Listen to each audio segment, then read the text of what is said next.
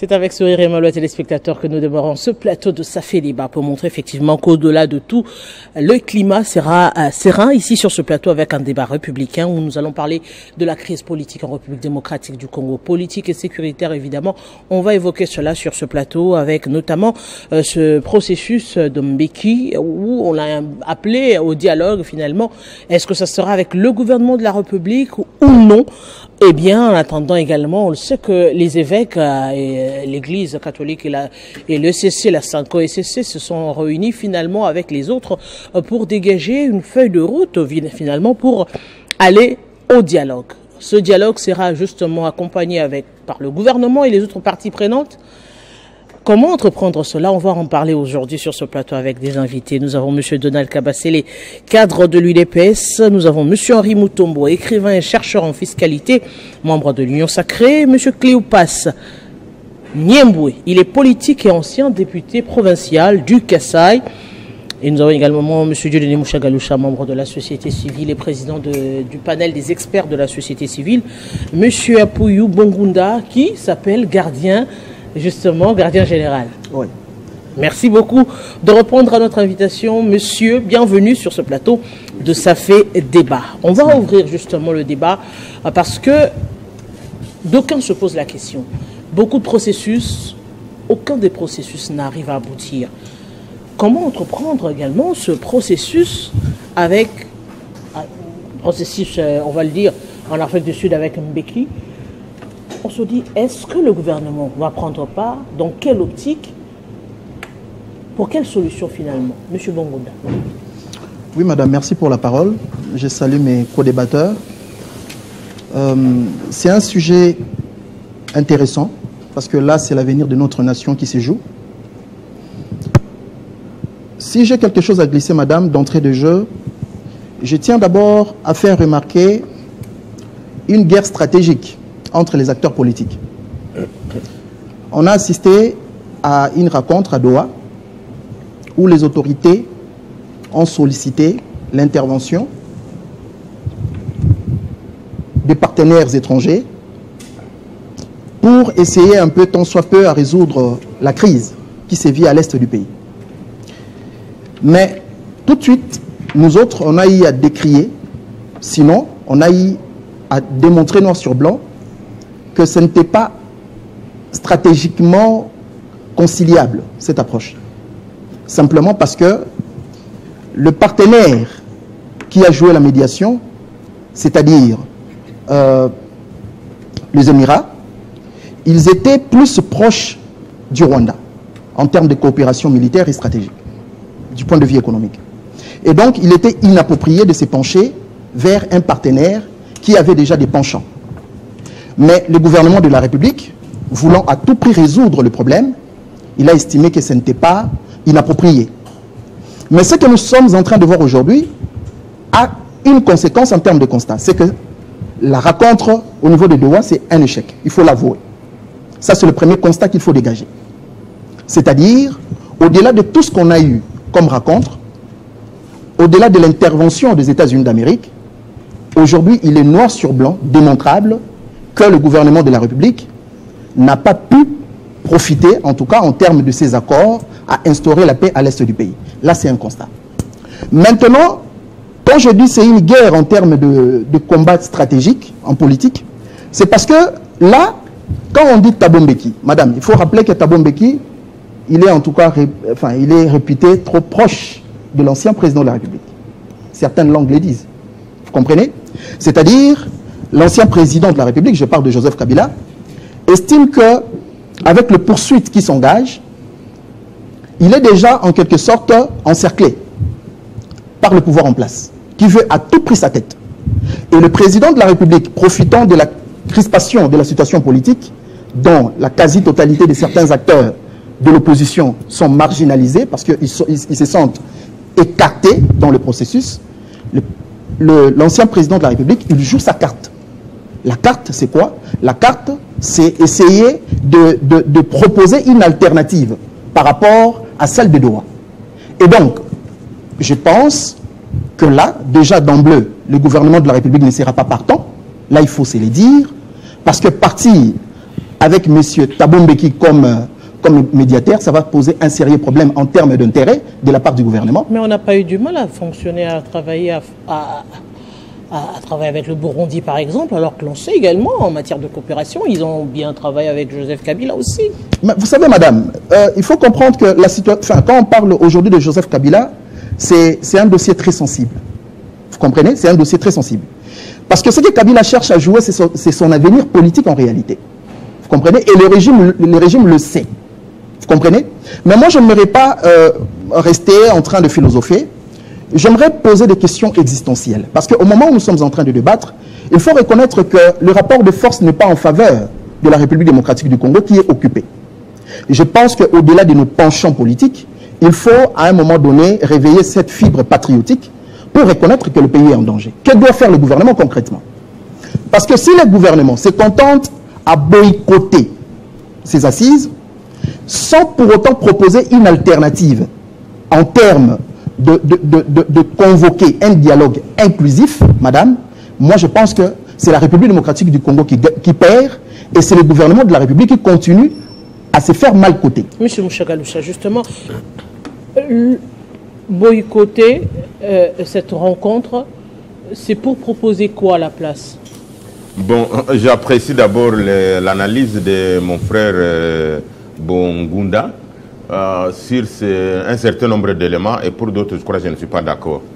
Puisque pour nous de la société civile, nous l'avons toujours dit, et d'ailleurs je crois que c'est la théorie pour ceux qui sont dans les domaines scientifiques de la réconciliation, de la médiation, tout processus qui vient de l'extérieur ou qu'on impose aux gens qui sont en conflit ne donne jamais une paix durable. Et je l'avais dit sur ce plateau une fois de plus que ni Washington ni Doha, nous avons même produit un communiqué à ce sujet, n'amèneront pas la paix en RDC. Et donc il est important qu'on puisse rentabiliser, qu'on puisse rationaliser tout ce qu'il y a comme schéma, tout ce qu'il y a comme processus, tout ce qu'il y a comme acte, tout ce qu'il y a comme manifestation, de pouvoir permettre aux Congolais eux-mêmes de se retrouver face à face pour qu'on puisse juguler, non seulement obtenir un cessez-le-feu, mais résorber la crise parce qu'elle est profonde et multiforme. Il ne faut pas que ce qui se passe à l'Est et à Goma puisse servir de prétexte de ce qui se fait à Kinshasa. Et ce qui se fait à Kinshasa ne peut pas justifier ce qui se passe à Goma. Et donc, il est important, je pense, que pour ceux qui peuvent conseiller les chefs de l'État, et je pense Donald Kabasele, que j'apprécie beaucoup, il a une voix qui porte, il a une profondeur d'analyse et de compréhension, on doit quitter l'extrémisme. On doit quitter cet aspect de dire non, on ne peut pas se rencontrer. Je sais que le principe est déjà dégagé. Je sais que la voie est déjà obtenue pour qu'on puisse aller au dialogue. Mais je pense qu'on est en train de jouer avec le temps. Ce n'est pas la méfiance d'aller voir Thabo Mbeki, parce que Thabo Mbeki, quand même, c'est une grande personnalité de l'histoire contemporaine pour le moment. Thabo Mbeki connaît bien les réalités de ces pays. Thabo Mbeki, c'est un ancien président. Et dire qu'il est proche de Joseph Kabila, ça peut être vrai, ça peut être faux, mais quelqu'un qui a dirigé un pays pendant 18 ans, il ne peut pas manquer de relations avec d'autres anciens chefs d'État. De la même manière qu'aujourd'hui, son Excellence Félix-Antoine Tshisekedi Tshilombo, il est en train de tisser des relations interpersonnelles avec un certain nombre de chefs d'État et qui peuvent à la longue, lorsqu'il quittera les pouvoirs, parce que 2028 c'est bientôt, son dernier mandat sera déjà à la fin, il aura également des relations interpersonnelles et des personnes auprès desquelles il peut s'afficher ou il peut se confier. Et donc, le rejet du processus de Thabo Mbeki par le gouvernement, je crois que c'est une erreur grave. Une erreur grave d'autant plus que l'opinion nationale et internationale et tous ceux qui sont impliqués dans les processus de paix en RDC et ceux qui veulent aider notre pays risquent de constater que le blocage vient de Kinshasa, du gouvernement central, et à ce moment, on expose les chefs de l'État, son Excellence Félix-Antoine Tshisekedi, comme non pas un acteur qui veut la paix, mais comme un obstacle à la paix. Et ça, c'est très dangereux. Puisque dès que déjà l'image du chef de l'État va changer de cet aspect-là d'artisan, de quelqu'un qui cherche la paix, comme obstacle de la paix, alors à ce moment, il risque d'y avoir une coalition de forces qui vont dire non, le président ne veut pas la paix. À ce moment-là, on va les caricaturer, ce qui n'est pas une bonne chose. L'autre élément, on vient de le dire, donc c'est sûr et certain que ça n'allait rien produire. D'autant plus que c'est un processus qui vient de l'extérieur. Washington également, je le rappelle toujours, lorsqu'on a dit minerai contre sécurité, on pensait que ce serait un contrat entre la RDC et Washington et les États-Unis. Ils allaient nous envoyer des militaires, des équipements et tout ça, tout ça. Mais au finish, on a vu que non, finalement, au lieu d'être un accord bilatéral entre la RDC et les États-Unis, il y a les Rwandais finalement aussi qui interviennent comme tierce partie. Et aujourd'hui, nous, les gouvernements, considèrent maintenant les Rwandais non plus comme un pays agresseur, mais comme un partenaire pour la paix en RDC. Vous voyez, donc tous ces éléments-là, je crois, il faut que ceux qui peuvent aider le président public puissent arriver à comprendre la configuration de tous ces aspects pour dire non, Excellence, Monsieur le Président public, il est important qu'on puisse aller partout où il faut chercher la paix, mais également qu'on puisse accélérer. Puisque je suis convaincu dans mon plus profond, Maman Arlette, et ça j'en parle en toute sincérité, j'ai l'avantage et l'occasion d'observer et de suivre les hommes politiques. Je crois que ceux qui sont en l'union sacrée, ils veulent effectivement le dialogue, mais ils sont en train de chercher comment faire profiter les chefs de l'État d'un glissement. Donc le problème n'est plus au niveau du dialogue, mais on cherche à ce qu'on puisse arriver en 2026. À ce moment, on convoque le dialogue. Dès qu'on convoque le dialogue, connaissant la mentalité des hommes congolais et des policiers congolais, il n'y a personne qui va accepter de faire peut-être une année ou une année et demie au pouvoir. Et surtout qu'il y a la question électorale qui interviendra pour les élections de 2028. Donc, une OG, une organisation de gestion des élections qu'on va installer en 2026, elle sera dans l'incapacité, je suis expert en matière électorale, de pouvoir organiser les élections dans 2 ans. Et donc, ce qui est vrai, ce n'est pas le refus de Thabo Mbeki, c'est un prétexte, c'est un alibi, mais je pense qu'on est en train de jouer sur comment obtenir un glissement au-delà de 2028. Monsieur Kabasele, justement, quel est ce format qui permettra aujourd'hui à la RDC, mais également au mouvement rebelle, de pouvoir se réunir, mais également l'opposition politique aussi, pour résoudre cette crise politique et sécuritaire? Je pense qu'il y a beaucoup plus de procès d'intention que d'analyse objective, parce qu'il y a des affirmations de part et d'autre. Je parle d'abord de mon frère Bongunda, voilà, qui affirme que Doha et Washington ont échoué. Là, il affirme. Alors, paraphrasé par notre frère Mouchagaloussa, il soutient que tous ces 2 processus n'ont rien apporté et qu'il fallait aller vers Thabo Mbeki. Alors, ils essayent de développer la fibre externaliste du conflit pour dire, écoute, il faut que le conflit soit réglé à l'interne au lieu que ça soit réglé de l'extérieur. Il oublie aussi que Thabo Mbeki invite les gens en Afrique du Sud, que ça pourrait être la même chose que Doha, ça pourrait également être la même chose que Washington, selon leur compréhension du jeu. Mais moi, je voulais rassurer les 2 parties que l'accord de Washington vaut son pesant d'or. Parce que dans la guerre de l'Est, il n'y a pas que des acteurs visibles qu'on a toujours repérés, notamment le pays voisin, le Rwanda et les autres. Non, il y a des sociétés de multinationales, des pays entiers qui se sont toujours cachés derrière ceux qui paraissent comme des valets et qui continuent à s'aimer terreur et désolation au sein de notre pays. Donc, signer cet accord à Washington, Washington représente cette communauté internationale qui a souvent été complice de la guerre et qui prend la décision de manière officielle, parce que quand on regarde les États-Unis, on s'est dit que toute la communauté internationale, derrière les conflits, peut suivre les regards des États-Unis d'Amérique et abandonner tout soutien éventuel aux forces qui nous ont toujours terrassés. Donc c'est une symbolique qui a sa place dans un conflit comme les autres. Je vais vous donner l'exemple de beaucoup de guerres dans le monde, notamment la guerre de l'Ukraine. Vous voyez à quel niveau ça se joue, mais il y a des acteurs qui se battent sur terrain. Pourquoi il n'y a pas eu des discussions directement? Pourquoi on part à Washington? Pourquoi on va à Paris? Si on pense qu'on pouvait résoudre le problème, c'est parce que le conflit a pris d'autres dimensions. Et ces dimensions ont besoin d'une symbolique de la taille de l'accord de Washington pour que cela s'opère. Et donc, ce n'est pas un échec, c'est une réussite qui a calmé beaucoup de multinationales, beaucoup de soutien, qui a même permis de cantonner les forces agresseuses à l'endroit où ils étaient. Donc c'est très important. Doha, les discussions sont en cours.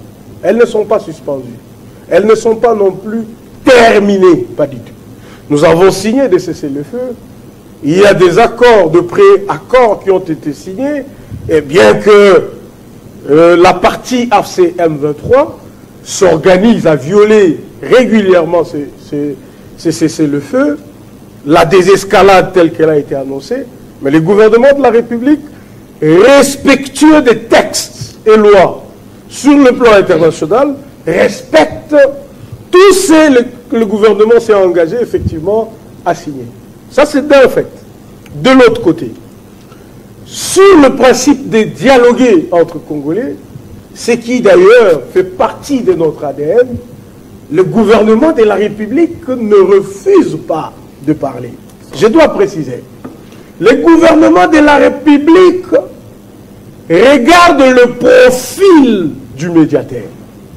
Nous avons, tous les Congolais, reproché aux prêtres catholiques de n'avoir jamais condamné l'agression, de n'avoir jamais condamné plus de 10 000 morts sur Goma, de n'avoir jamais doigté Nanga, de n'avoir rien fait, mais plutôt de parler avec beaucoup de sympathie et beaucoup de considération pour des personnes qui se sont organisées à tuer les Congolais. Mais ils ne sont pas politiques. Et donc ils ne sont pas politiques. Voilà. C'est les prélats qui considèrent que ce sont des chrétiens, tous, autant du gouvernement que c'est des rebelles et autres. Et ce n'est pas dans cette optique-là qu'ils ont pris cette démarche-là de se déplacer, parce qu'aujourd'hui, évidemment, ils ont rejoint l'idée du gouvernement d'associer d'autres confessions religieuses qui ont finalement abouti à cette acceptation d'organiser le dialogue. Madame, je comprendrai votre postulat si, quand la population souffre, les prélats sortent de communiquer, quand le gouvernement, dans ses politiques publiques, pêche à X ou Y endroit, nous avons l'Église qui sort. Quand le Congolais était tué dans des marches, nous avons vu le prélat sortir, faire des communiqués, organiser des marches. Voyez-vous? Alors, pouvez-vous expliquer pourquoi, après 10 000, plus de 20 000 morts à Goma, le prélat ne peut pas faire un communiqué pour condamner ceux qui agressent? Donc, vous comprenez qu'il y a deux poids, deux mesures, et nous avons raison, justement, de regarder le profil du médiateur. Thabo Mbeki, que des affiches avec l'ancien président qui est devenu rebelle. L'ancien président de la République est devenu chef rebelle. Kabila, à qui ce pays a tout donné. Il a donné l'argent, les identités et tout ce qui va avec. Kabila a tout eu de ce pays. Il nous a vanté le fait qu'il était le premier à organiser les élections dans ce pays.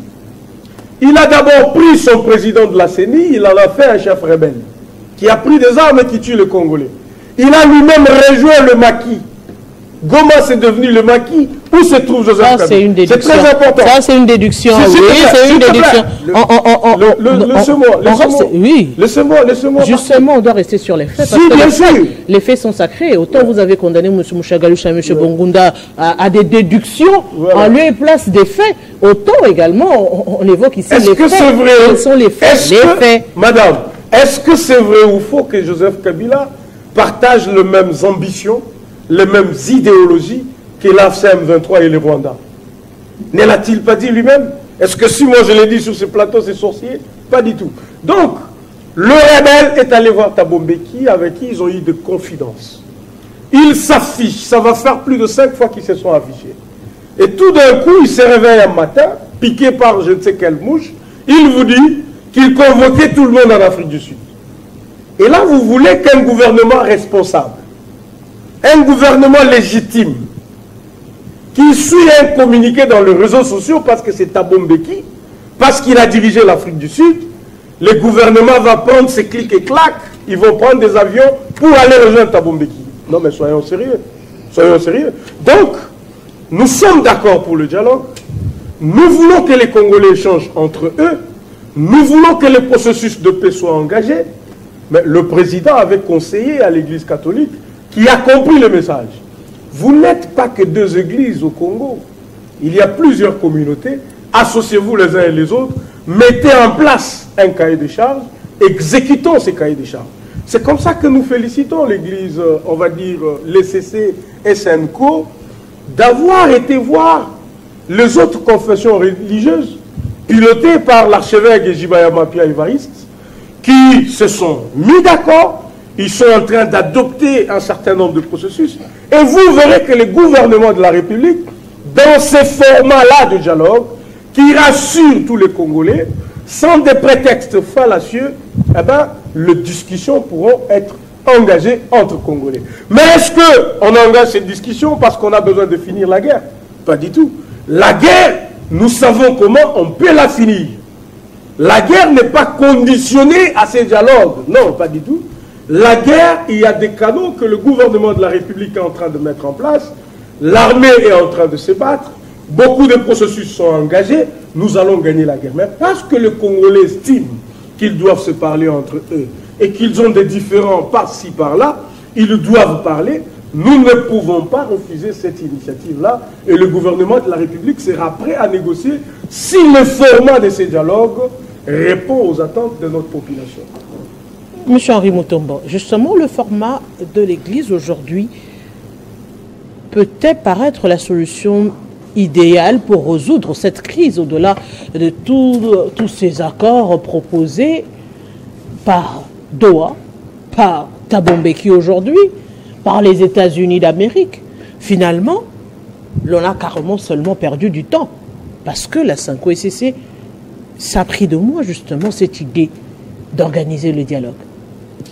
Madame, merci beaucoup. D'abord, je voudrais rencontrer quelques affirmations que j'ai entendues ici. Il y a mon compatriote qui est à ma gauche qui a dit que le Qatar avait des relations très profondes avec le Rwanda. C'est vrai, mais je vais juste lui rappeler une maxime qu'il connaît certainement, qui dit que les pays n'ont pas d'amis, n'ont que des intérêts.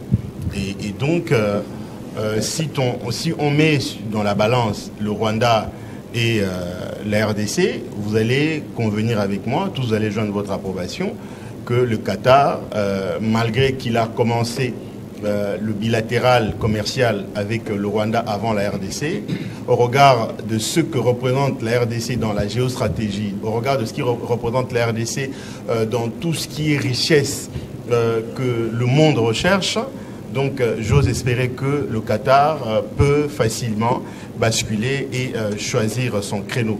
Et aussi par rapport à M. Thabo Mbeki, il n'a pas la légitimité. M. Thabo Mbeki, c'est pas parce que c'est fut un ancien président de la République qui va sortir un matin et convoquer les gens pour un dialogue et que tout de suite le gouvernement congolais va désigner des acteurs pour aller rejoindre pour les répondre, j'allais dire, à son invitation. Mais nous savons aussi que, parlant des penchants et des affinités, M. Thabo Mbeki, déjà, en tant qu'ancien chef d'État, s'il connaît l'histoire de la RDC, il ne pouvait pas dire que le pouvoir de la RDC est kassaïsé. Il ne pouvait pas dire ça. Il ne pouvait pas dire que le M23 est populaire. Rappelez-vous, donc il a dit ça, que le M23 c'est un mouvement populaire en RDC, c'est-à-dire que tous les Congolais du nord, du sud, de l'est à l'ouest ont adhéré à la vision et au combat de AFC M23. Donc M. Thabo Mbeki, tenant ce propos, est discrédité de toute initiative qu'il peut prendre pour que, évidemment, les Congolais se réunissent autour de lui. Alors, revenons-en à la dynamique ECC-SYNCO. J'ai suivi le cahier des charges qui avait été publié, j'ai lu cela. Mais pourquoi est-ce que cela est fait? Mais parce que, évidemment, bien entendu, leur approche n'avait pas été appréciée ou validée par la majorité des Congolais. Vous êtes journaliste et d'autres médias également parlent de... Est-ce que par la majorité des Congolais ou plutôt par le pouvoir? Non, par la majorité des Congolais. Parce que l'opposition, je me rappelle, Fayulu était d'accord, Joseph Kabila était d'accord, Moïse Katumbi était d'accord avec le format dialogue, et les autres également, Delis et Sangale, les autres étaient d'accord pour le dialogue SYNCO-SCC. Seul le gouvernement, le pouvoir en place, était contre cette formule, proposant cette approche du président de la République d'associer d'autres églises. Madame, vous êtes une femme mariée, ce que veut votre mari, n'est pas forcément ce que veulent vos enfants ou vous-même. Donc, le président Martin Fayulu, le président Lessidé et d'autres leaders politiques que vous avez cités ici peuvent valider une démarche quelconque, mais ça ne veut pas dire que, évidemment, tous les Congolais ont validé. Mais moi, je vous envoie à suivre d'autres médias, parce que vous êtes journaliste, et à faire une enquête. Vous verrez que depuis cette prise d'initiative de la CENCO-ECC pour ce dialogue, les Congolais n'avaient pas, ou si vous voulez, jusqu'à ce jour, les Congolais n'ont pas validé. Pourquoi? Donald Kabasele l'a dit. On ne peut pas accepter de voir des gens qui veulent nous réunir s'embrasser, encenser même ceux qui tuent nos compatriotes. Donc, c'est ce fait-là de s'être mis ouvertement et visiblement avec ceux qui ont pris les armes contre le Congo, c'est ce qui justifie, bien entendu, le rejet de leur initiative. Donc, accordez-moi le même minute. Je n'ai pas de problème. Vous aurez vos minutes, justement. Je veux poser certaines questions. Pourquoi on veut rester dans le sentiment, alors qu'on est en train de parler relations internationales, on est en train de parler négociations? On a vu des pires ennemis se faire des accolades en tant que président alors qu'ils sont en guerre. Ça ne veut pas forcément dire qu'ils sont devenus amis. C'est des respects qu'on se donne mutuellement, politiquement, diplomatiquement, mais ça ne veut pas forcément devenir aujourd'hui, retrouver un ministre, se retrouver dans un même endroit avec un ministre rwandais, lui serrer la main devient un problème.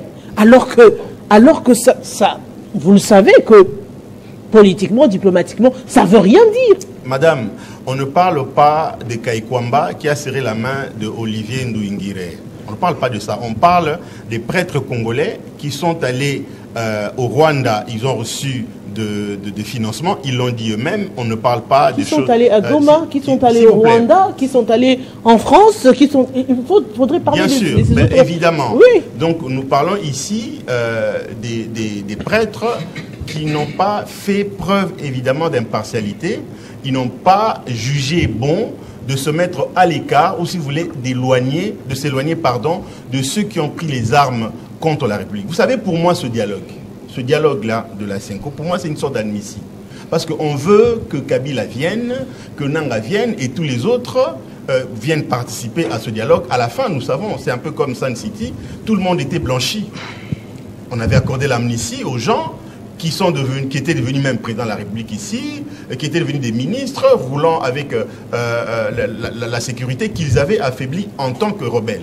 Donc aujourd'hui, c'est vrai que nous sommes dans une sorte d'engrenage qui donne des éléments, des difficultés pour que la RDC puisse résoudre ce problème.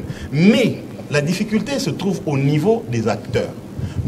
J'ai toujours dit que nous avons affaire que ce soit dans la société civile ou même du côté politique que nous sommes, nous avons affaire à des acteurs qui n'ont pas intégré la dimension du patriotisme, qui n'ont pas intégré la dimension d'homme d'État. Ça veut dire renoncer à ses propres intérêts, regarder évidemment à l'intérêt général. Parce que même ces prêtres, si vous regardez, et c'est CENCO et même les autres acteurs politiques qui appuient ce processus, mais c'est parce qu'ils ont leurs propres agendas. Je n'étais pas là, mais nous avons entendu par les médias certains acteurs de la société civile dire que Monseigneur Cholet avait dit que ce qui se fait, c'est pour préparer la place à celui qui viendra. Nous avons entendu cela ici. Alors, vous pensez que ce genre d'informations qui nous est parvenu, que le chef de l'État a entendu, que les membres du gouvernement congolais ont entendu, serait-il favorable à être mis ensemble par des personnes qui ont tenu ces propos? Nullement. Mais moi je crois que le président de la République, c'est pas ce qu'on vient de le présenter ici, c'est un homme de paix. Parce que souvenez-vous du combat qu'il a mené pour accéder au pouvoir. Il n'a jamais mené une lutte armée. Il a mené une lutte non violente. Donc ça veut dire que tout son être est caractérisé par le type de combat qu'il a mené. Et ici, j'ai entendu l'opposition marginalisée. Non, l'opposition n'est pas marginalisée. Je ne sais pas si c'était M. Bongunda qui l'a dit. L'opposition n'est pas marginalisée. Nous avons affaire aujourd'hui à une opposition, passez-moi l'expression, comme le président de la République l'avait dit, opposition APT, qui s'accroche à comment dire, à des dialogues qui veulent s'accrocher au dialogue et à tous les autres forums de paix pour que, évidemment, ils puissent faire entendre leur voix. Parce que nous, à l'époque où on était à l'opposition, Donald Kabasele est là, quand on était à l'opposition, on faisait fléchir le gouvernement en place par le poids même. Vous parlez de quelle opposition? Mais l'opposition UDPS. Aujourd'hui, Katumbi n'est pas, qui n'arrive pas en République démocratique du Congo. Matata Ponyo porté disparu. Matata Ponyo, c'est un détourneur. Il ne faut pas. S'il vous plaît. Madame, je vais finir. C'est là justement où le bas blesse, parce que quand vous entrez à Doha, on demande la libération des prisonniers politiques. Madame. On parle des prisonniers politiques. Madame, évidemment. vous parlez de Moïse Katumbi. Moïse Katumbi est parti d'ici seul parce qu'il avait intérêt de se retrouver dehors pour des lobbying contre la République qu'il fait. Matata Ponyo, c'est un détourneur que la justice de notre pays veut arrêter, mais c'est un fugitif, comme vient de le dire mon compatriote Kabasele, il a fui. Qui d'autre? Vous voulez qu'on parle de qui? De Franck Diongo. C'est un frustré qui a demandé le poste de responsabilité ici, qui ne lui ont pas été donnés, et il a fui, il est allé en Europe. Qui d'autre? On peut citer tous ces opposants. Donc aujourd'hui, nous avons affaire à une opposition qui ne mobilise pas, qui n'est pas écoutée par le peuple. Nous avons affaire à une opposition qui n'a plus d'assises. Nous avons affaire à une opposition qui n'a plus d'ancrage. Donc nous avons affaire aujourd'hui à des leaders qui représentent cette opposition, mais dont la faiblesse et l'incapacité de faire le contrepoids sur le pouvoir est avérée. Monsieur Cléophas, justement, quel est ce format qui va plaire au gouvernement de la République? Si la Sanko-SCC, ce sont des traîtres. Si Doha, on veut nous faire rencontrer avec le mouvement rebelle. Si aujourd'hui on veut évoquer la question des minéraux, on associe le Rwanda. Mais que doit proposer le gouvernement? Quel format doit proposer le gouvernement finalement pour intégrer tous et aller au dialogue finalement? Merci beaucoup madame. Je voudrais vous dire merci pour cette invitation. Je vous en prie. Je salue tous les co-débatteurs qui sont avec moi pour la première fois ici.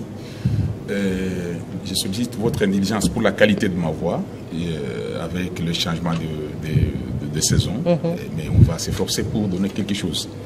Madame, vous me posez la question sur les dialogues. Bon, écoutez, nous Congolais, on est habitués à ces dialogues. Ça n'a pas commencé aujourd'hui, madame. Je l'ai dit parce que dans la présentation, vous l'avez dit, je suis un député honoraire, 12 ans comme député provincial. Et je connaissais ce que j'ai dit, madame. Madame, les dialogues, on est habitué à ces dialogues. Mais le problème qui se pose ici, madame, pour quel objectif? À quel moment? Et quels sont les termes de référence? C'est là le problème, madame. Vous savez, parce que vous avez commencé, je préfère commencer par Senko et SCC, parce que vous les avez cités. Ils étaient partis rencontrer le chef de l'État avant de commencer leur démarche. À la sortie de l'audience, madame, vous avez fait la communication, vous savez que tout geste est un message. Si vous regardez la physionomie qu'avait affichée cette délégation à la sortie de l'audience du chef de l'État, vous allez voir qu'ils étaient très tristes, très affaiblis. Et si vous comparez lors de leur passage à Goma, quand ils ont été reçus par Nanga, c'était dans une ambiance très détendue. Très très détendue, personne ne pourra me contredire sur ce plateau. Comme qui dirait, enfin, ça y est. Madame, qui trompe qui? Ils sont allés, nous on n'était pas avec eux. L'un d'eux, Monseigneur Fulgence Mouteba, puis que je ne sais pas par quelle mouche, il va dire que nous sommes allés au Rwanda et qu'on nous a donné, nous étions bien accueillis et qu'on nous a donné l'argent. Il n'était pas forcé, madame. Madame, vous pensez que la République démocratique du Congo, ces prélats rencontrent le chef de l'État, ils ne posent pas problème de fonds au chef de l'État, mais ils vont poser les problèmes de fonds au Rwanda pour défendre le Congo. Réfléchissons comme des intellectuels, madame. Le contenu des dialogues n'était pas dévoilé ni pour les présidents de la République, ni pour le Rwanda? Non. Mon problème ici, c'est d'abord, je parle du financement. Et ce que Mouteba lui-même avait dit, ce n'est ni vous, moi encore les autres. C'est Mouteba qui l'avait dit, madame. Donc, maintenant, la main qui vous nourrit, vous avez la suite. C'est celle qui vous domine, madame. Vous allez prendre le fonds de Kagame pour faire un travail pour le bien de la République démocratique du Congo. Quand ils sont revenus, madame, Cholet fait une déclaration dans laquelle il dit que nous sommes partis sur demande du chef de l'État rencontrer les autres. On les reproche. On lui dit, mais M. Cholet, c'est quoi ça? Il corrige. Il dit, non, écoutez, c'est nous qui étions voir le président de la République pour qu'il nous autorise à faire ce travail. Quelle contradiction, madame. Ils vont voir le chef de l'État. Le chef regarde ce qu'ils ont amené comme cahier des charges. Il dit, ça ne passe pas.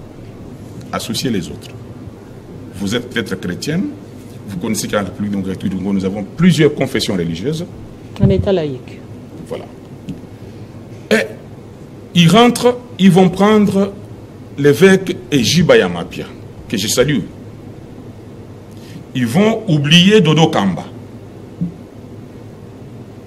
qui est le premier président des églises de réveil en RDC. Non, il faut corriger, ce n'est pas le premier. Le premier, ça a été, je crois, qu'en 15 ans. Voilà. Non, les derniers plutôt. J'allais dire les derniers. Le dernier plutôt. Ouais. Les derniers des églises de réveil. On oublie Dodo Kamba. Vous l'avez suivi 48 heures après la déclaration des autres. Il a dit, je ne suis pas là. Leur cahier des charges là, ça ne passe pas. Donc, il y a des choses à bien... Qui a dit ça? Dodo Kamba. Mais en quelle qualité? Dodo Kamba. Dodo l'a dit. Non, il a dit, maître. Oui. J'interprète le discours de Dodo Kamba. Pour Dodo Kamba, ça ne passe pas. Mais ce n'est pas lui qui va réaliser. Non, il le dit lui aussi par le fait qu'il est aussi responsable d'une autre branche. Il y en a autant. Des églises de réveil. Il y en a autant. Ah, il a créé sa branche alors. Oui, il a sa branche maintenant. Il a sa branche maintenant. Un peu comme Wenge, elle parie, elle pine, elle... Société civile. Société civile 2, Société civile 2. Il a aussi sa branche maintenant. Madame, je continue. Thabo Mbeki. Thabo Mbeki, ancien président de la République, de quel droit peut-il inviter un gouvernement de la République à venir participer à une réunion privée, informelle d'une fondation? De quel droit? Donc, désormais, moi aussi, avec ma fondation, je peux aussi inviter un jour le président de notre pays pour participer à une réunion de négociation. Pourquoi pas? Madame, Thabo Mbeki, qui se réveille le matin, est plus grave. Madame, je vous informe. On n'adresse même pas par le canal officiel une invitation à la République, mais on tweet. Et on demande à un gouvernement responsable de répondre à cette invitation. Madame, même vous, madame, vous allez répondre à cette invitation comme ça.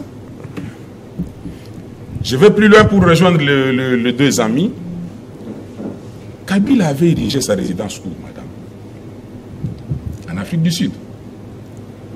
On vient de nous parler qu'il a terminé ses études. C'était où? C'est en Afrique du Sud. Ah, ces études-là, il faut bien regarder. Bon, c'est bon. On nous a informé qu'il a fait ses études. Qu'il a fait ses études, mon frère. C'est ce que j'ai dit. En Afrique du Sud. Qu'est-ce que je veux dire? Les affinités entre Kabila et Thabo Mbeki sont connues de tous. Et nous, comme République démocratique du Congo, un gouvernement légal. J'espère qu'on aura le même temps. Non, moi je n'ai pas encore débordé. Oui. Au contraire, vous avez fait 12 minutes. Moi, je suis à 6 minutes. Je suis à 6 minutes. J'ai commencé à 45. Vous pouvez voir maintenant. Vous avez fait 12. Madame, c'est vous qui coordonnez les... Oui, continuez. Parce qu'il... Ça va, honorable. Alors, parce qu'on doit avoir un dernier tour de table. Ok. Je disais que Thabo Mbeki, madame, nous, on ne peut pas aller répondre à l'invitation de Thabo Mbeki. Nous ne pouvons pas y aller. Mais nous disons que nous sommes d'accord pour rester autour d'une table, négocier, s'il y a réellement quelque chose à négocier. Et s'il faudra négocier, madame, quels sont les termes de référence et pour quelle finalité? Mais justement, aujourd'hui, quel est ce dialogue qui va rencontrer l'assentiment de tout le monde? Merci, madame. Mais j'aimerais peut-être essayer de... Récapitulation rapide, parce qu'on aura plus le même temps vu qu'on est en train de tendre vers la fin. Je tiens à préciser que moi, je ne fais qu'analyser la situation. Ok? Je ne fais qu'analyser la situation pour dire, M. Thabo Mbeki, de par ses accointances avec l'ancien président de la République, les régimes actuels pensent qu'il ne sera pas impartial. C'est un constat. Et je pense que mes co-débatteurs ne m'ont pas contredit. N'est-ce pas? Là, c'est de 1. De 2, lorsqu'on parle des États, il n'y a pas d'amis, il n'y a que les intérêts. Je suis bien d'accord. Mais parlons d'intérêts. Entre la République démocratique du Congo et le Rwanda, en termes d'intérêts économiques, quel est le pays en position de réclamer la priorité chez le Qatar? Faisons cette étude comparative. Le Qatar a de parts, n'est-ce pas, au sein des entreprises rwandaises, n'est-ce pas? Rwandair, vous savez quelque chose, plus de 50% d'actions. Vous comprenez? Si nous devons parler en termes de comparaison. Voyez-vous? Et donc, vous voulez me dire que le Congo, par le simple fait d'avoir une superficie de 2 345 410, encore que cette superficie, en fait, c'est à revoir. Parce qu'aujourd'hui, nous avons 2 provinces que nous ne contrôlons pas. Voyez-vous? Vous pensez que le simple fait d'avoir des richesses que nous avons, du reste que nous n'arrivons pas à transformer, n'est-ce pas? Alors que le Rwanda, qui n'a rien, a des usines, des raffineries, de notre or. Vous pensez que rien qu'avec cette superficie, ça suffit à faire pencher la balance de notre côté? Je pense que c'est une analyse biaisée, de mon point de vue, avec toute humilité. Madame, vous savez, le monde a dit, il arrivera un jour où l'Afrique écrira sa propre histoire. Ça ne sera pas une histoire écrite à Washington, à Bruxelles, etc. Nous ne pouvons pas construire ces pays, madame, en pensant que le fait de signer un accord à Washington, n'est-ce pas, ça va résoudre le problème congolais. Avant, on nous faisait croire le fait de signer cet accord, n'est-ce pas, tout sera résolu de manière presque miraculeuse. On en est où? C'est à ce niveau qu'il faut débattre, chers co-débatteurs. Voyez-vous? Alors, j'ai entendu Maître Kabasele qui a essayé de faire la comparaison avec ce qui s'est passé en Ukraine, avec notre situation. Vous ne pouvez pas comparer les deux cas. Vous ne pouvez pas. En fait, on parle de 2 États qui s'affrontent de manière conventionnelle, la Russie et l'Ukraine. Le Rwanda et la République démocratique du Congo ne s'affrontent pas de manière conventionnelle. Il faut le préciser. Ce sont les rapports, ce sont les études qui montrent que le Rwanda agit via des groupes de procuration. Voyez-vous? C'est-à-dire, je fais allusion ici au M23, je fais allusion à AFC. Voyez-vous? Ce sont des mouvements rebelles instrumentalisés par le Rwanda, mais le Rwanda n'est pas frontalement engagé dans le front. Voyez-vous? Vous ne pouvez pas faire cette comparaison, maître. Et je vais poser une question. Entre Kagame et Kabila, vis-à-vis de qui nous devons être plus exigeants? Les deux. Merci. Le 2. Je suis bien d'accord. Mais je vais vous rafraîchir la mémoire. On est en 2018. On organise les élections. Le président de la République est proclamé président de la République. Le président Paul Kagame, à l'époque, président de l'Union africaine. Vous savez sa position? Il a refusé de reconnaître les résultats. Vous le savez, non? Je vous répondrai quand je prendrai la parole. Je vous en prie. Le président de la République a prêté serment. Ici. Proclamé par la Cour constitutionnelle. Le président Kagame n'était pas favorable aux résultats des urnes. Vous le savez. Mais on a chanté pour Kagame au stade de martyrs. Yonani, Oboya Kagame. La foule n'a pas d'âme. S'il vous plaît. C'est toujours ça, ce sont des excuses. Vous ne pouvez pas aujourd'hui nous faire voir ou nous faire gober que vous êtes plus tranchant vis-à-vis de Kagame. Vous ne pouvez pas faire du bordel et après vous venez pour nous dire, voilà, on efface ça parce que c'est... Non. Vous comprenez un peu? En politique, il y a des choses qu'on ne peut pas s'attarder. Je suis bien d'accord qu'on ne peut pas rester regardant vis-à-vis du régime par rapport aux actions passées. Le président de la République, nouvellement investi au pouvoir, il pensait peut-être que le fait de se montrer favorable à M. Paul Kagame, n'est-ce pas, il pouvait, d'une manière ou d'une autre, essayer un peu d'apaiser ses ardeurs. Malheureusement, M. Paul Kagame a démontré noir sur blanc à la face du monde que tout ce qui l'intéressait, c'était une partie de notre pays. On ne peut pas condamner le président de la République pour ses bons gestes. Mais je vais maintenant dire, si on ne peut pas être regardant vis-à-vis du président de la République, qui a permis à Paul Kagame, à travers des accords, de raffiner nos richesses, vous le savez. Si on ne peut pas être exigeant vis-à-vis du président de la République, mais comment nous pouvons rester figés autour de Kabila? Moi qui vous parle, j'ai toujours dit sur ces plateaux, peut-être lors de l'émission passée, que je suis un patriote. Il y a des choses que moi je ne tolère pas. Voyez-vous, madame? En aucun cas, on peut se rallier à un ennemi pour combattre vos frères. Et c'est ce qui se passe, malheureusement. Ça, c'est un constat. Mais nous faisons quoi? Parce qu'on peut rester dans des incantations, on peut rester ici en train de parler tout ce qu'on veut. Mais les gens meurent. Bon, nous refusons d'aller... D'où cette question, quel est ce processus qui sera favorable finalement? Parce que nous donnons l'impression de tourner en rond. C'est ça, madame. Au fur et à mesure que les jours passent, les mois passent, les années passent, nous tournons en rond. Alors que nous devons parler paix, nous devons parler discussion. C'est ça le problème, madame. C'est-à-dire que le régime est en train de jouer... Enfin, je ne sais pas si c'est le terme approprié, ce n'est pas dans le sens de manquer le respect, mais je pense que le régime est en train de jouer autour d'un jeu un peu dangereux. On est en train de retarder le pas. Je pense que M. Mouchagalousi l'a dit, n'est-ce pas? Mouchagaloucha l'a dit. On est en train de retarder le pas parce que le dialogue est inévitable, n'est-ce pas? Mais nous ne pouvons pas envisager la possibilité de dialoguer avec cette ère de suffisance que nous avons. Moi, je pense que dans ces pays, on a connu 1+4. Vous savez, si on doit réellement appliquer la sentence, la quasi-totalité de ces politiciens seront en prison. La quasi-totalité. Parce que beaucoup ont touché des armes. Ils ont massacré des Congolais. N'est-ce pas? Mais à un moment donné, quand on est un homme d'État, on se surpasse, madame. Parce que lorsqu'on n'a pas la possibilité, parce que, disons-le, si on parle de dialogue, c'est parce que l'État congolais n'a pas la capacité d'imposer le monopole de la violence physique légitime. Il faut que ça soit clair.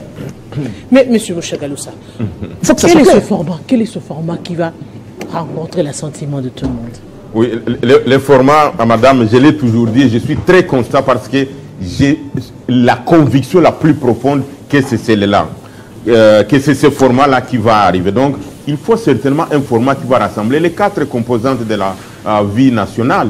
C'est-à-dire nous avons l'union sacrée avec tout ce qu'il y a comme parti, DPS et tous les autres.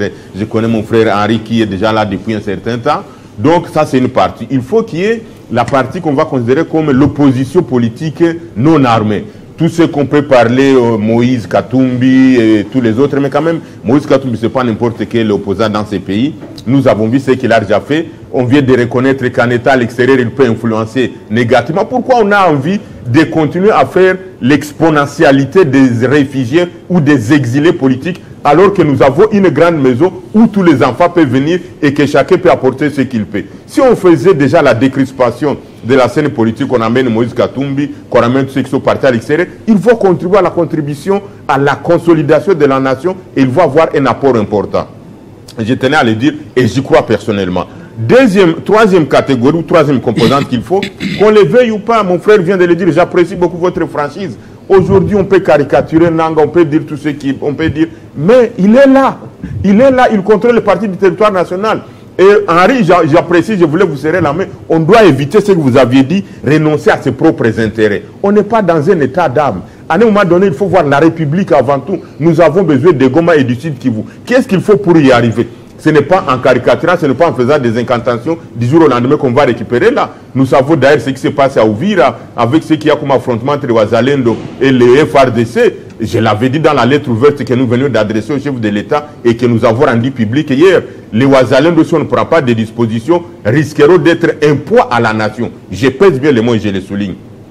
La quatrième partie, effectivement, il faut donc qu'il y ait la société civile qui va servir de force tampon. La preuve que si on n'a pas ces 4 composantes-là, la preuve qu'on a fait Washington, ça n'a donné aucun résultat. Puisqu'à un moment donné, madame, moi je suis de la société civile, la spécialité des acteurs de la société civile, c'est d'écrire des projets, de faire l'évaluation et d'avoir des indicateurs. Aujourd'hui, après Washington, après Doha, quels sont les indicateurs objectivement vérifiables et quels sont les résultats qu'on a obtenus?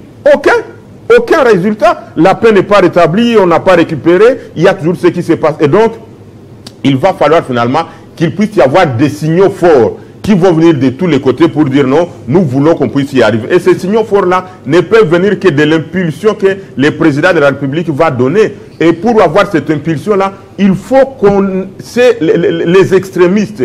Il faut que les faucons quittent cet aspect-là de croire que non, les chefs de l'État les appartiennent à eux seuls. Et quiconque peut donner une autre voix, il faut les caricaturer, il faut dire qu'il est contre, qu'il est pour les rebelles. Non, le président de la République, j'appelle, et je l'ai toujours dit, il est le père de la nation. Ce n'est pas pour rien qu'on dit père de la nation. Et quand on parle de père, moi je suis chrétien, il faut considérer qu'on parle de bon Dieu. Donc tous les enfants, qu'ils soient des égarés, qu'ils soient de ceci, cela, tous sont des Congolais. Le président de la République doit les appeler. Yo Moana, Ezanin, Boyana, Notosolera. Qu'est-ce qui se passe? Non, papa, Ezabo, Ezabo, Ezabo. Et à ce moment, on va planir. Et c'est pour dire que malheureusement, on est en train d'endurcir, on est en train de donner des signaux, comme je venais de le dire, où on risque de croire que le président de la République est obstacle à la paix, alors que c'est lui qui est l'architecte, puisque lorsqu'on considère tout ce qu'on est en train de vivre... Mais il y a la possibilité, la liberté de ne pas faire ce que les communicateurs, les acteurs politiques disent sur les plateaux ou ailleurs. Non, il est libre de dire que non, je fais appel, j'organise le dialogue. Il est libre. Effectivement, il est libre, mais à un moment donné, il y a des conseils, il y a ceux qui peuvent l'influencer. Il est aussi humain, tout en état président de la République comme institution, il a la partie humaine. Et donc, si vous regardez des signaux qu'on est en train de lancer, sont des signaux qui ne favorisent pas la cohésion. Comme on vient de dire ici, de Joseph Kabila, si je peux placer un mot. Ce procès qu'on a intenté, c'est un procès abject. C'est un procès dénudé de tout sens. C'est un procès où on commence aujourd'hui par lever ses immunités comme sénateur. Après, on va du président de la République. Après, on voit qu'il est à l'AFC. Après, on quitte finalement les noms qu'il a usurpés. Après, le nom qu'il a usurpé. Donc, vous voyez, il y a des choses qui ne concordent pas. Et malheureusement, Harry le sait, je sais que c'est l'homme qui fait les sondages dans l'opinion, ce procès a rendu Joseph Kabila populaire plus qu'il était avant de quitter le pouvoir. On peut ne pas l'accepter, mais c'est ça la vérité. Faites un sondage aujourd'hui, Kabila est devenu populaire plus qu'il n'était avec ce qu'on est en train de faire. Et donc, à un moment donné, il faut se remettre en cause. Il faut faire une évaluation pour où est-ce qu'on va et qu'est-ce qu'on veut obtenir. Et surtout qu'il faut puiser dans l'histoire. Lorsqu'on est en train de parler de Thabo Mbeki, nous avons vu autant de chefs d'État qui ont déjà... Uhuru Kenyatta qui est venu ici. Il est qui? C'est un ancien président de la République. Massire, qui a contribué à la résolution de la crise avec les négociations de Sun City. C'est un ancien... désignés par l'Union africaine. Effectivement. Oui. S'ils ont été désignés par l'Union africaine, oui. Donc ça n'exclut pas, voilà. Parce que tous les mécanismes, comme la question était en train d'être posée honorable par Maman Arlette, même les processus qu'on avait, dans lesquels on avait l'espoir de l'Union africaine, on a rejeté ça. Même ce qui a été désigné au niveau de la SADC, on a rejeté ça. Finalement, on va aboutir à quoi on veut obtenir, quel médiateur, si on ne peut pas accepter des grandes et fortes personnalités comme Thabo Mbeki. On peut les dénier la qualité, mais il est ce qu'il est. C'est vraiment une grande personnalité du temps moderne actuel. Monsieur Kabasele, on revient sur cette question. Quel est finalement ce format qui va rencontrer? Je sais que c'est la dernière. Mon frère Donald ne va pas me refuser une seconde. Je voulais faire allusion à un grand homme qui nous a quittés dans ce pays, Étienne Tshisekedi Wamulumba. Nous avons vu, comme il était pacifiste, à l'époque, il était parti au RCD, il était parti au Rwanda, mais le pays était agressé. Mais comme il cherchait la paix, donc, si les évêques sont partis là, peut-être qu'ils ont puisé les modèles où ils se sont référés à Étienne Tshisekedi Wamulumba. Mélangez pas les oignons, faut pas mélanger les oignons avec... Monsieur Kabasele, mélangez pas les oignons avec les cités. Je pense que ça mérite effectivement un éclaircissement. Ce sont des déviations dangereuses. Oui, voilà. C'est ça. Le pays, à ce moment-là, n'était pas en guerre. Le pays était à Sun City, donc où tous les acteurs du conflit étaient là et les discussions avaient été entamées. C'était un cadre bien défini pour que le parti se parle entre eux. C'est différent des évêques qui sont partis alors que ça tire, et des autres qui partent et qui reviennent. Alors que les corps pourrissaient. Et là, il n'y a pas de solution. Il y a des cadavres qui jonchent encore le riz de Goma. Quand l'église catholique va et revient, alors en souriant, en brûlant du vin. Quelle est la méthode qu'il faille prendre actuellement pour finalement parler du dialogue, ce format-là qui va plaire au gouvernement? Déjà, je signale que le gouvernement de la République n'a jamais demandé un dialogue. C'est une précision du texte. Le gouvernement de la République se bat de sa manière, en utilisant le front diplomatique, le front militaire et toutes les politiques publiques qui sont mises en place pour combattre cette insécurité. Mais il n'y a pas d'évolution. Voyez-vous? Alors, les acteurs dans les conflits, chacun quand il parle, il évoque le fait qu'on doit parler. Le président est le garant de toute la nation, de l'unité nationale et de tout ce qui va avec. C'est comme ça que j'essaie de dire à cet appel au dialogue, nous, en tant que gouvernement responsable, en tant que pouvoir, il ne faut pas que l'opinion considère qu'on refuse de parler ou de faire parler le Congolais. Non. Mais on discute sur le profil de ceux qui initient ce dialogue. Ils ont quelle intention? Quand ils vous disent, venez, on va faire partir l'autre, on va faire revenir l'autre. C'est sur quel principe? Mais quel pouvoir ont-ils de faire partir et de faire revenir? Non, mais déjà, quand les gens font des réunions, ils mettent en place un plan, on le prend au sérieux ce plan. Ça, c'est très important. Et donc, moi, je ne comprends pas pourquoi M. Moussa Galoucha, peut-être vous ne le suivez pas. Moi, je le suis très bien. Regardez, il vous dit que on est en train de caricaturer Nanga. On est en train de caricaturer Kabila. Mais il dit, faites attention avec les Ouazalendo. Ils sont dangereux. Donc pour lui, Kabila n'est pas dangereux. Nanga n'est pas dangereux. Ce qu'ils font, c'est bien. Ce qu'ils font, c'est normal. Mais faites attention avec les Ouazalendo. C'est exactement le langage de la CM23. Vous ne prenez pas les mots, vous les sortez du contexte et vous en faites une analyse à part entière. Oui, c'est ce que je dis. Je suis présent sur le plateau, j'ai rejette. On accorde également la parole à... Pour dire que c'est le même langage de l'AFC M23. Pour eux, les Ouazalendo ne doivent pas défendre leur pays. Non, par contre. Ils doivent laisser les autres tuer les Congolais et évoluer comme tel. Mon frère, quand il parle du conflit en Ukraine, il dit que c'est différent. Non. Maintenant, on a vu, la dimension est autre. Tous les rapports de l'ONU ont établi que le Rwanda, c'est lui qui fait la guerre à l'Est. Et les Rwandais sont convaincus que c'est ça. C'est comme ça qu'on a signé à Washington. Dites-moi un peu, pourquoi on signerait un accord de paix entre la RDC et le Rwanda si le Rwanda et la RDC ne se sont jamais attaqués? Le Rwanda reconnaît actuellement qu'il agresse la RDC. C'est comme ça que ce conflit est résolu. Et même quand tu vois le président américain parler, il parle de l'Ukraine et de la Russie comme il parle de la RDC avec le Rwanda dans toutes ses interventions publiques. Donc, on ne va pas dire que c'est la même chose que quand il y a eu l'expansion des empires mongols. Tu te rappelles de la guerre du Moyen-Âge. On ne vient pas à la première, deuxième guerre mondiale pour penser que ça sera le même contexte. Mais nous, en tant que pays, nous sommes responsables de tous les actes qu'on pose. Le président Tshisekedi ne peut pas être vu comme un semeur de troubles ou comme quelqu'un qui ne veut pas la paix. Il n'y en a pas deux qui ont existé, qui aiment la paix comme Joseph Kabila. Alors, M. Cléophas, Antoine Tshisekedi. On va justement aussi conclure avec vous. Kabila, le président Kabila, le procès qu'il a, il le mérite. Pourquoi, madame? On ne va pas entrer encore là-dedans. On va permettre à M. Moutombo et M. pouvoir et qui devient rebelle. M. Cléophas, quel est ce format approprié? Bon, madame, merci. Je voudrais d'abord dire à mon frère Dieudonné. Oui, honorable. Oui, on a déjà débordé. Oh là là. On nous fait déjà cette faveur-là pour conclure. Il vous a donné la répartition De ceux qui peuvent participer au dialogue tout à l'heure. Madame, la Constitution de la République démocratique du Congo ne reconnaît pas une opposition armée. Ça n'existe pas, à moins que Maître puisse me contredire. Pas du tout. Il n'y a pas une opposition armée.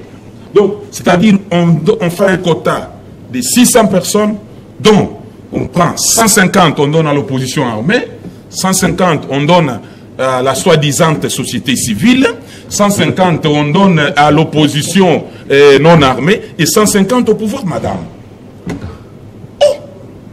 Mais c'est la carte qui a gagné. Mais tu as gagné davantage.